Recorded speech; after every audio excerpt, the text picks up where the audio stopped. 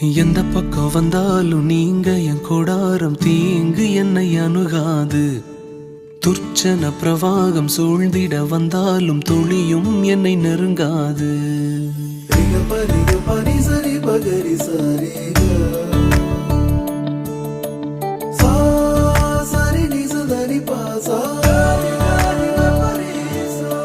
எந்த பக்கம் வந்தாலும் நீங்க என் கொடாரம் தீங்கு என்னை அணுகாது.